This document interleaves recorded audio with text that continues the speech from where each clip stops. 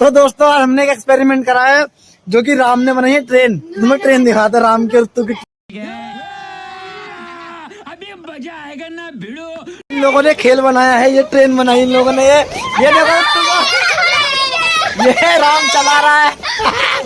ये केजू है, ये कनीज तो ये हमने ट्रेन बनाई है, चला रहा राम। देख ट्रेन दिखा राम, ट्रेन दिखा ये।